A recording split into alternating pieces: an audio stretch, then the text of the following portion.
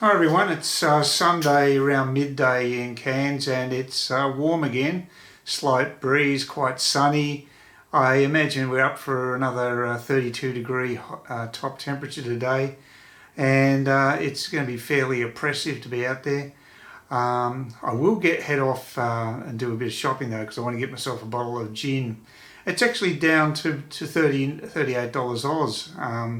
For a 700ml, I think it is, beef eater gin, which isn't a bad deal. But anyway, not here to talk about my boozy habits. I've got to admit, it's a very nice summer drink, a G&T. But anyway, I'm not here to talk about that. I actually had an alcohol-free day yesterday because I'd had probably a little bit too much on Friday. There was a miraculous win by the Australians against the Indians at the Adelaide Oval. I was lucky enough to just turn on the match for that particular session or two, so I was very, very lucky because I hadn't seen any other part of the match. But yeah, the Indians just collapsed. They were all out for 36. And it looked as though it might be pretty tough for the Aussies to make even 90 runs in the last innings, but they did okay. They did it fairly easily, only lost a couple of wickets, so well done, lads. Anyway, here to do the news again, and of course we're back to the good old coronavirus. So this particular video, if you want to watch it intact, you'll probably have to watch it on my Bitchute channel, because Google, YouTube just loves censoring independent producers. They love it. Anyway, look, I'll get into this particular story right now. I won't delay it because it's quite a long one actually.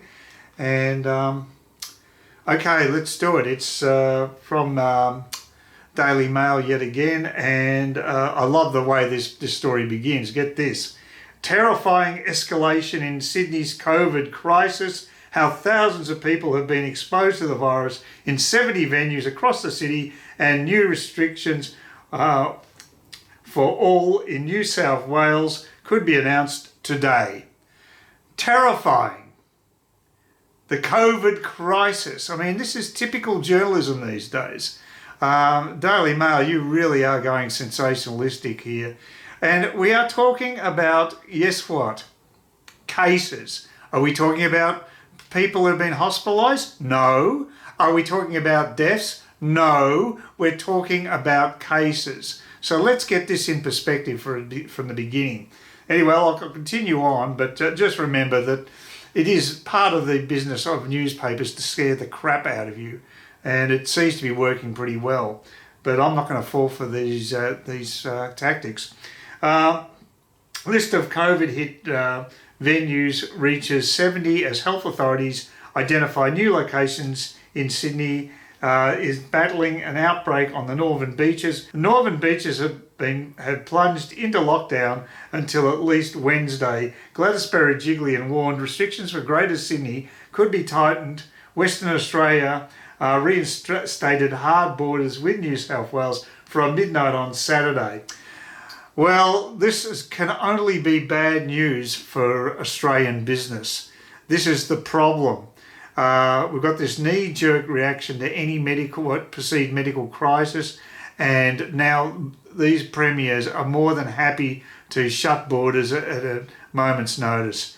And what that's going to do is strangle the economy, because we were finally recovering with interstate trade resumed. In a matter of weeks, boom, the shutdowns occurred. And if you think you're out of this in Victoria, think again. Dan Andrews cannot wait to basically shut down the state. So, you know, how long are we going to put up with this? Because it gets me the most, and I mentioned this in the previous video, it's going to hit the small business people, probably some of the most entrepreneurial and innovative people in the economy are going to be hurt the most. The ones like public servants sitting on their asses, they'll be fine. Politicians sitting on their asses, they'll be fine. Corporate heads sitting on their asses, they'll be fine. It's going to be the entrepreneurial small business people who are going to take it in the neck. And again, I think it stinks. There are fears thousands of Sydneysiders have been exposed to COVID-19 following an outbreak in the Northern Beaches, as the list of potentially infected locations soars to 70 across the city. Premier Gladys Berejiklian warned on Saturday afternoon she could tighten coronavirus restrictions within 24 hours if the outbreak worsened as her state battles 41 community cases less than a week out from Christmas. Cases, not hospitalisation, not deaths, cases. A New South Wales health alert revealed positive COVID-19 cases travelled beyond the northern beaches and into the inner city, inner west and western suburbs. The newly listed venues include Surrey Hills, Forster, Narrabeen, Tarramora, Erksonville, St Peters, Mona Vale, Palm Beach, Raymond Terrace, Brookvale and Homebush. You can tell I'm not a Sydney sider with the way I mangled some of those suburbs. Sorry about that. Sydney's northern beaches, which is at the centre of the outbreak, was plunged into lockdown from 5 p.m. on Saturday and will remain shut off for the rest of the city until at least midnight on Wednesday in a last-ditch attempt to save Christmas. Miss Berejiklian asked the rest of the harbour city to stay at home and avoid non-essential activity. Well, that's pretty damn tough just before Christmas because you know a lot of people are chafing at the bit to get out and do the last-minute shopping, so good luck with that. Sydney-siders appear to follow the Premier's request by bunkering down at home, with the CBD turning into a ghost town on Saturday night. Oh, maybe I'm wrong. Okay. Miss Berejiklian warned the rest of Sydney could be subject to lockdown from as early as Sunday. We were considering today, after consulting obviously the relevant people, whether this time tomorrow we do revert back to some restrictions in Greater Sydney, but we are still considering that, she said on Saturday.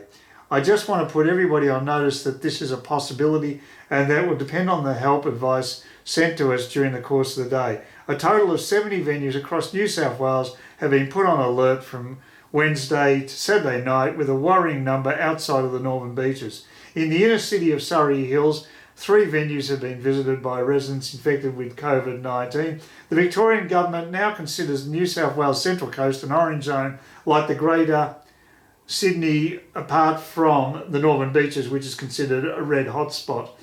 Those on the Central Coast and in Greater Sydney can still enter Victoria but need to apply for a permit. The rest of New South Wales is regarded a green zone and can visit Victoria but also need to apply for a permit online to gain access. While the Northern Beaches Council area is locked down, Ms Berejiklian is relying on good faith of other Sydney-siders to avoid non-essential travel. So can I say to everybody in other parts of Sydney outside the northern beaches, please limit your activity. We are asking you to do this in good faith, she said. We are asking you not to undertake non-essential travel or non-essential activity. Mr McGowan said the hard border between WA and New South Wales will remain in place indefinitely. Well, that doesn't surprise me from him. He's a hard ass. Right now, I don't know how long the hard border with New South Wales will be up for, he said. We hope it's only for a short period and we can reassess our border controls. The health advice says it is safe to do so. Our community has been COVID-free for 252 days now, and I want to keep it that way. Now this is the craziness. It's got to be totally free, no cases whatsoever. Buckley's chance of that occurring long term, I'm telling you right now. It's a strain of the flu and it is going to crop up at some stage. I'm just hoping it's actually now mutated to something less virulent. And if we don't have any deaths, then chances are that's exactly what's happened. So in which case, why disrupt all these small businesses, making them stop, go, stop, go, stop? How can you plan a business or run a business efficiently like that? You can't. And that's why this is so important to get this right. New South Wales currently has 41 active cases of COVID as of Saturday, most of which are located in the cluster of Sydney's northern beaches. Of the 38 cases in the Avalon cluster, 15 cases are linked to the Avalon RSL, 23 cases are linked to the Avalon Bowling Club, and several cases attended both venues. Another 2 newly locally acquired cases in the northern beaches are still under investigation, while one was a New South Wales resident who was diagnosed in Queensland. WA is the first state to impose a hard border on New South Wales amid the current outbreak. Victoria, Queensland, South Australia, Tasmania, the Northern Territory and the ACT have all banned anyone who visited the northern beaches from December the 11th from entering the state or territory. Like WA, the Victorian government is also reportedly considering a hard border with New South Wales, but has not formally commented on the matter yet. Yeah, tick, tick, tick, only a matter of time with good old Dan. Queensland has banned all New South Wales residents who have visited the Sydney Northern beaches since December the 11th in the state. Only Queensland residents who visit the Northern beaches can enter and will have to quarantine for 14 days upon entry. Oh God, poor bastards. Cutting short her beach holiday, Premier Anastasia Palaszczuk stressed on Friday that Queensland borders would remain open to other travellers. I just want to give people that sense of security in terms of we are following practices that other states and territories are also practicing at this stage, she told reporters. So I just want to alleviate people's concerns there. From midnight on Saturday, everyone who enters Tasmania from the Greater Sydney area will be required to isolate for 14 days. Oh boy, again, not a great piece of news there. As a result of the outbreak, the Sydney to Hobart yacht race has been cancelled for the first time in 76 years. Oh, big loss. I'm sorry, I'm not a great fan of yacht racing. It's pretty damn boring, I reckon. Being on the yacht would be okay, but watching it, nah. Not a spectator sport in my opinion.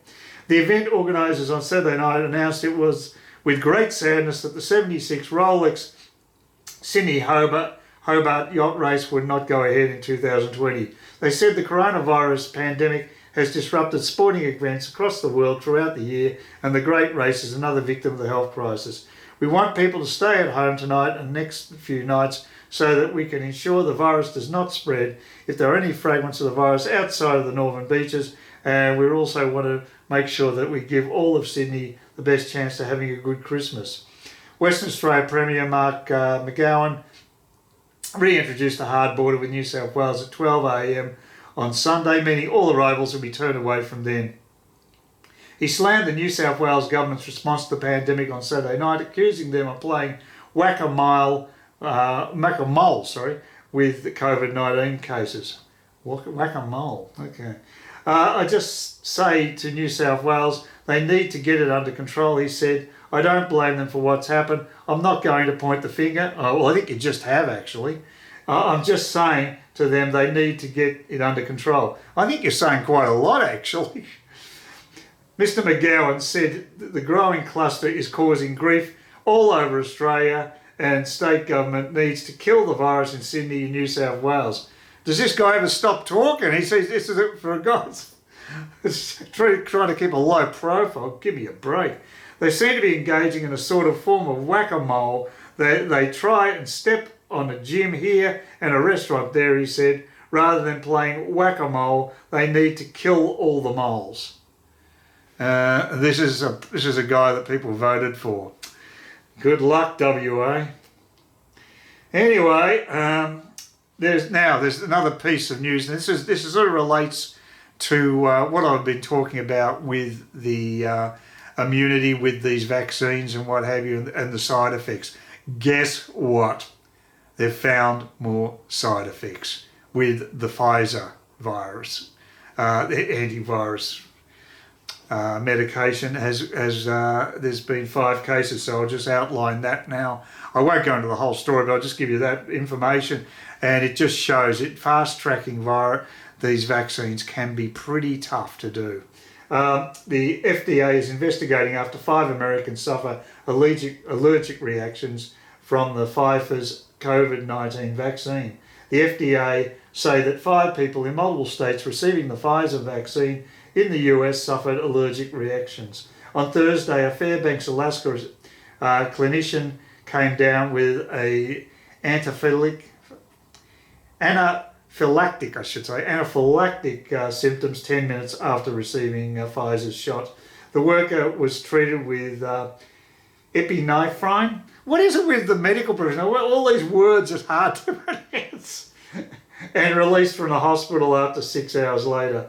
She said she would still recommend it to anybody despite my reaction to help our country get immunised. Oh, God. Yeah, that's right. Don't worry about side effects. I mean, just because you got a relatively mild attack doesn't mean someone else could possibly die from a side effect.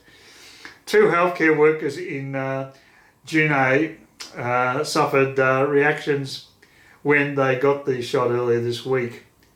The US Drug and Food and Drug Administration is investigating 5 allergic reactions to the Pfizer Incorporated and the BioNTech's SE COVID-9 vaccine in the United States this week.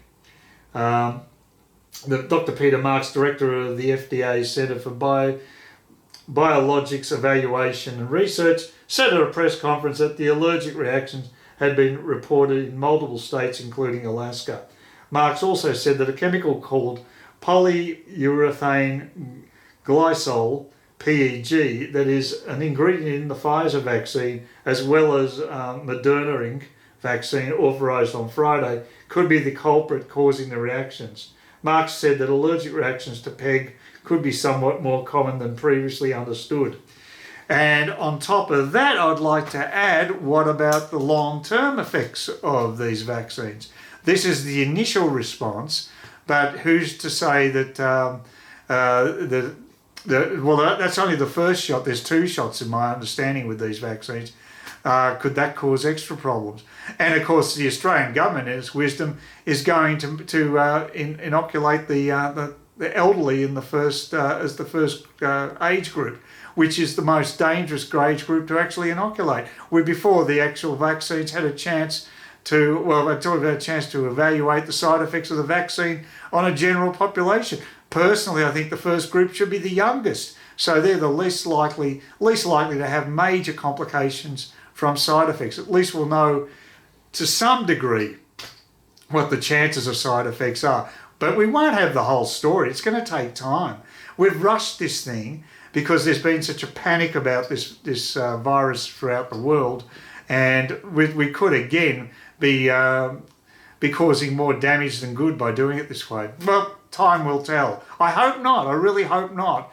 But I want to be devil's advocate here, and if you want to look at it on a scientific basis, we don't have all the facts. Like when we first had this virus, I said, let's find out exactly what it is before we do anything. I was quite happy for everything to be shut down initially because we didn't know anything about the virus. And the same thing occurs with the vaccine.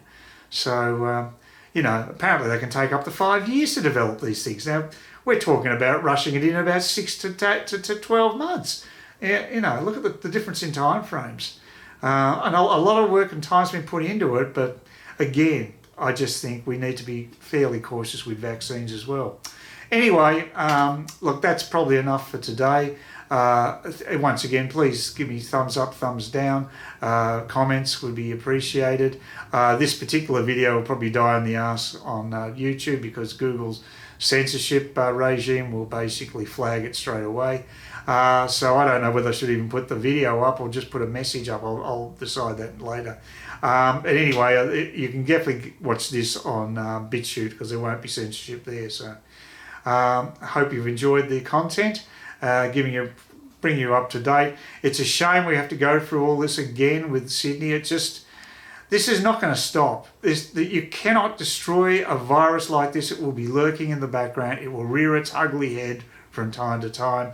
And I'm afraid this is something we're going to have to learn to live with. But we're going to have to be a bit more rational with the actual dangers involved with this. If we have no hospitalizations, no deaths from the current outbreak, I think we've got to start treating this more like a flu strain than Armageddon. That's my opinion anyway. Anyway, enjoy the rest of the weekend, and I'll catch you